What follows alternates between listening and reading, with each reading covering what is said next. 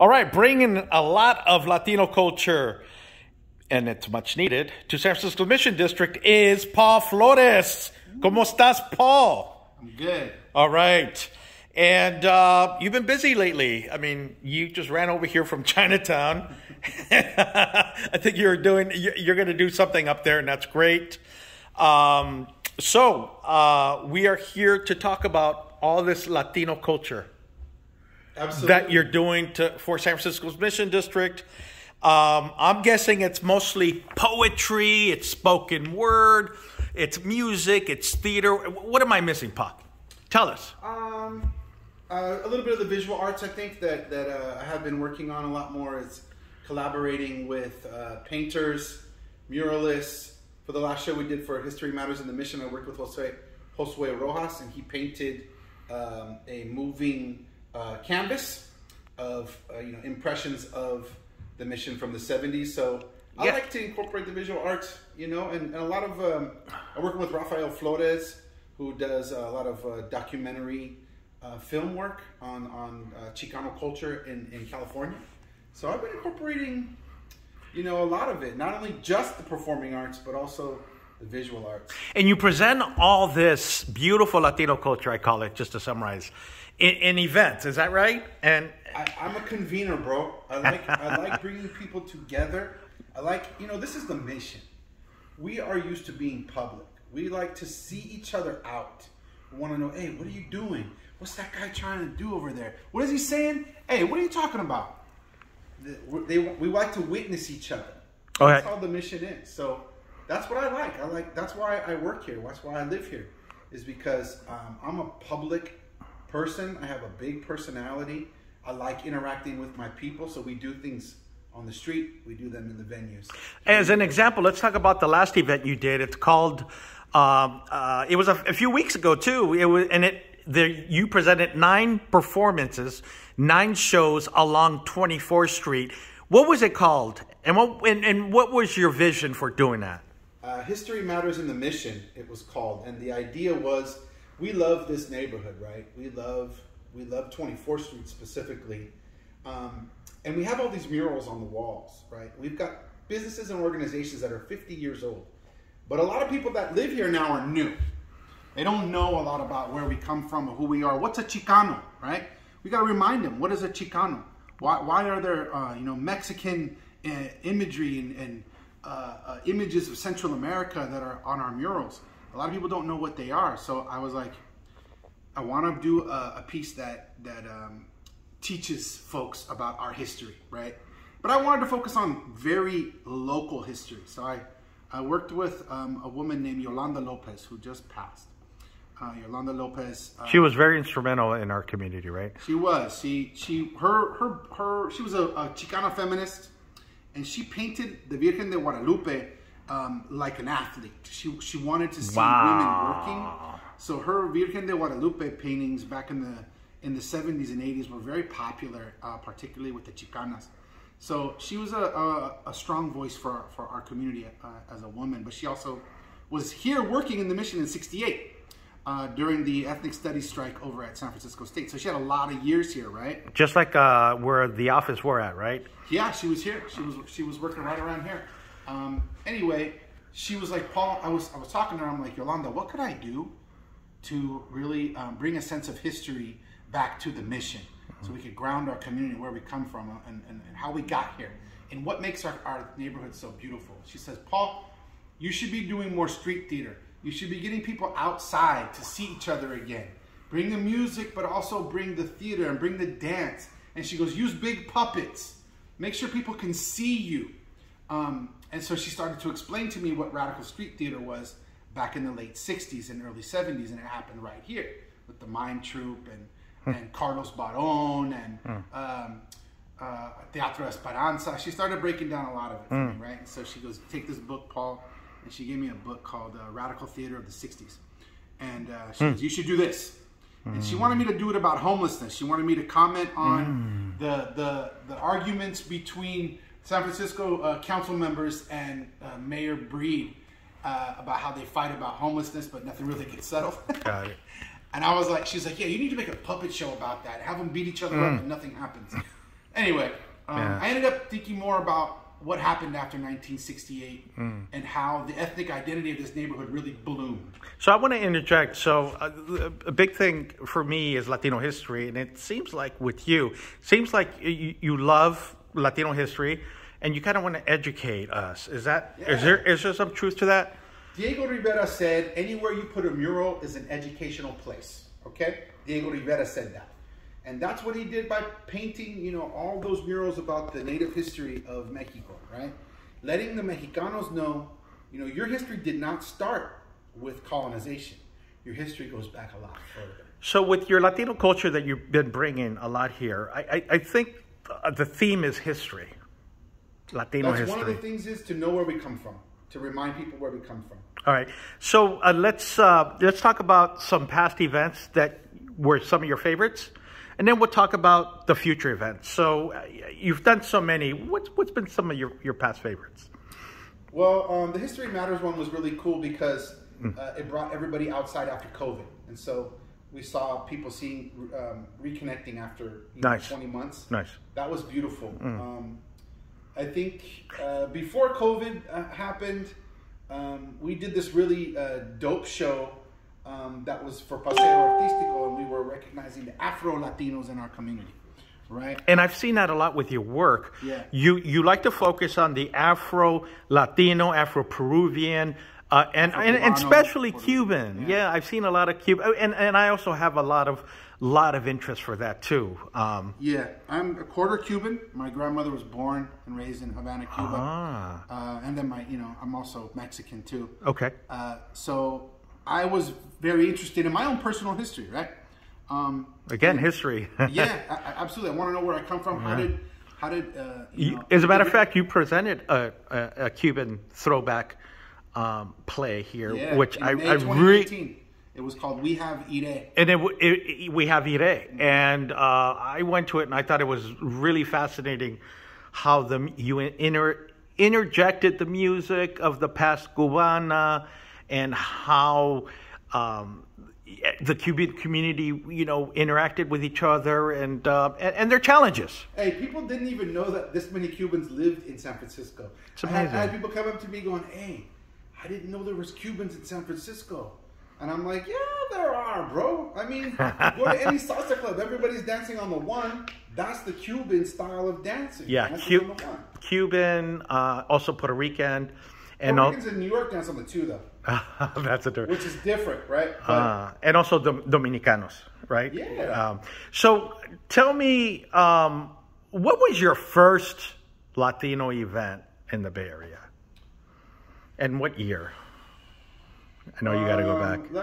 I would probably say that I started, in 97, I was going to the Mission Cultural Center for Afro-Cuban folkloric dance with Roberto Borrell, I remember. And there I met some folks who were into Afro-Cuban music, and I remember they invited me to go see Los Muñequitos de Matanzas in 1998. I remember that too. And I remember that was the first time when I realized that people really loved Cuban culture. Yes, right? It's really popular here in San Francisco. And I didn't know a lot about that, right? I came from San Diego, and I came here in 95.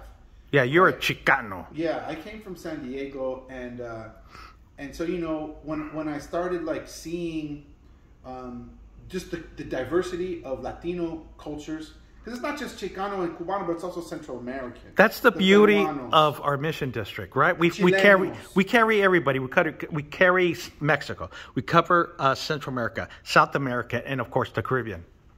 And that's very unique for any place in California. Yeah, I don't think. Yeah, I don't think anybody. Maybe New York City has that.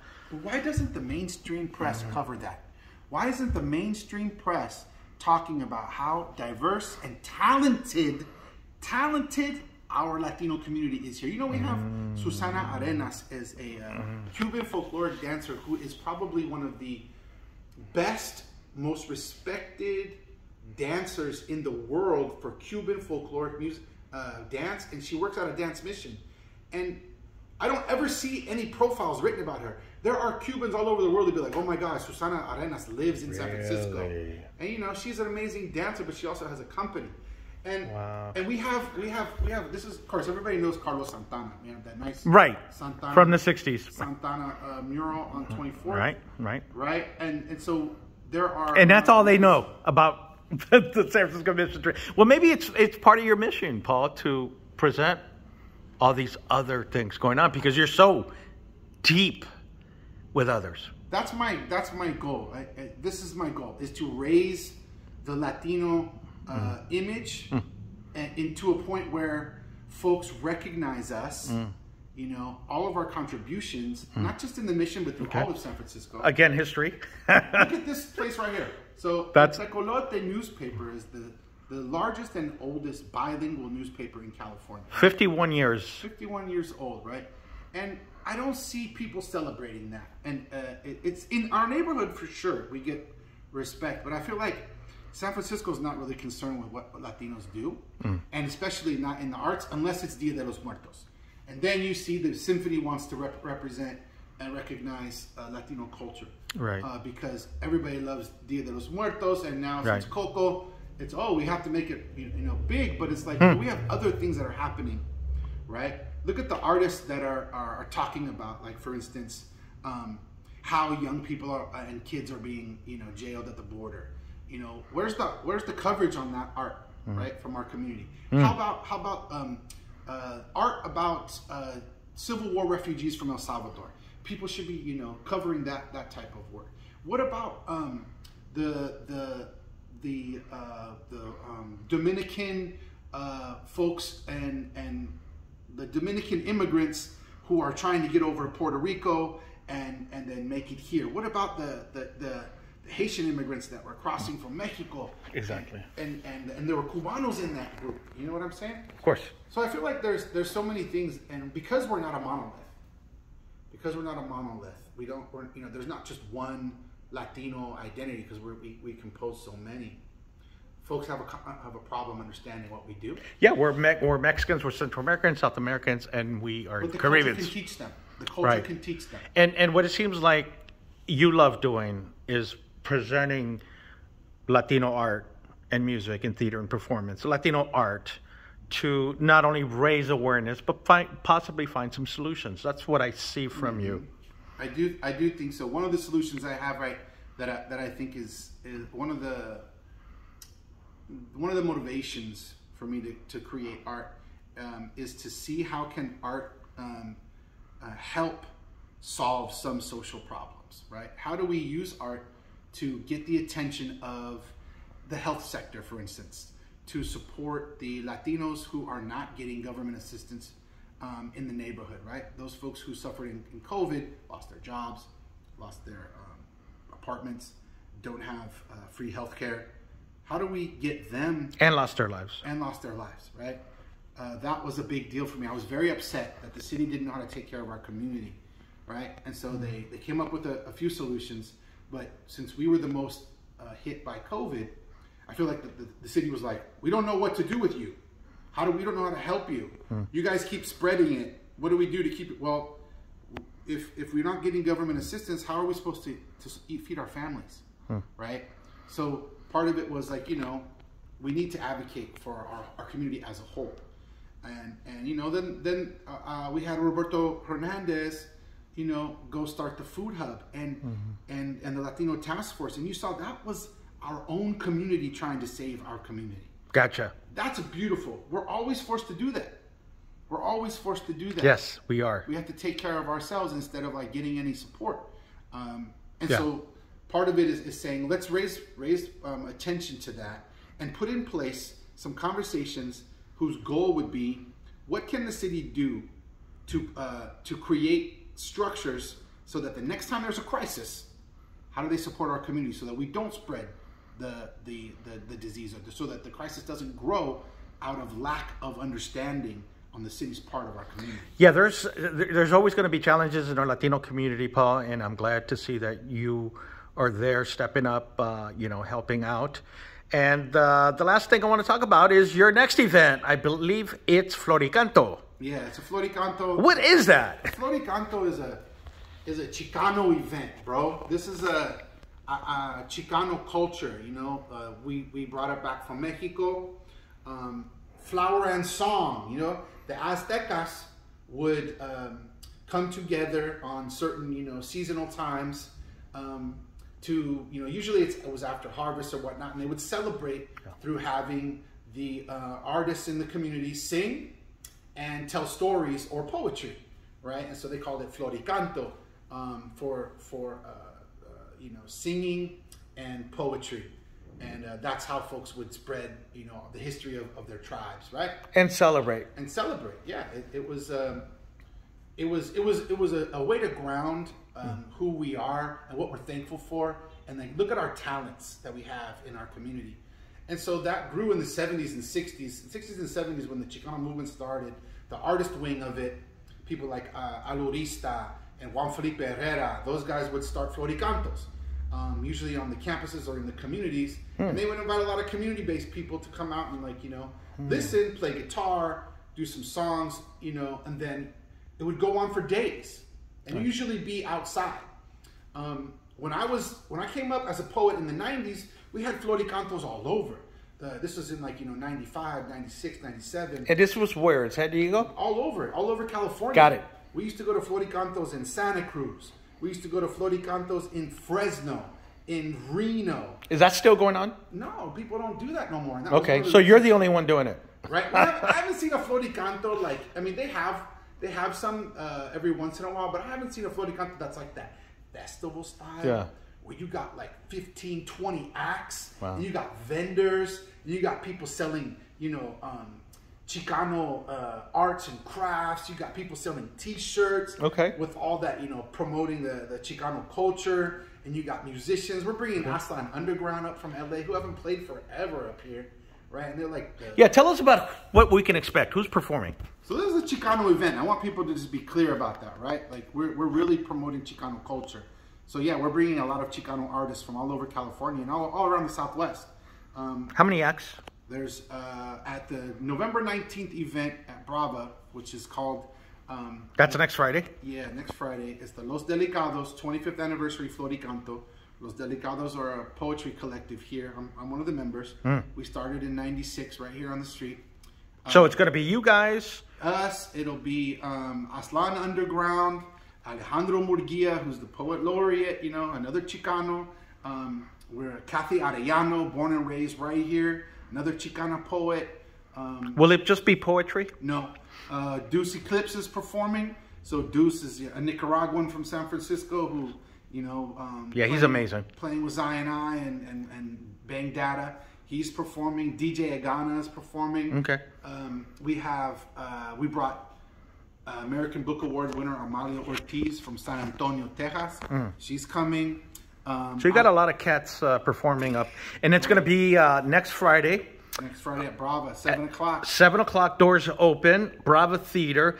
And where can one get tickets for this? Just go to brava.org. Yeah. And you can get it there. But you got to remember, we still are in COVID. So if you're going to come, you got to have your vax and your mask. Okay? Beautiful. Get your tickets ahead of time because I don't think they're selling at the door. Okay, and will they be selling food or drinks? I don't know if you know that. We got drinks, we got food, we have vendors. We're going to have Chucho Perez is going to be selling his prints. We got different Chicano art presses, book presses that are going to be selling Chicano poetry books and novels. So to summarize it nicely, Paul, it looks like the biggest Chicano event this year. Have you seen any that are promoting Chicanismo? I don't know. You don't see that too often anymore. All right. We're here with Paul Flores bringing lots of Latino culture to the Mission District. His next event is Floricanto 25th year anniversary.